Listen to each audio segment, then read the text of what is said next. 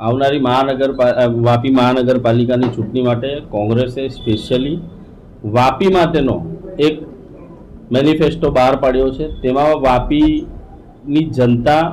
કે કોંગ્રેસ આપકે દ્વાર કે જનમંચ દ્વારા અને અહીંયાના એનજીઓ દ્વારા તમામ મુદ્દાઓ જે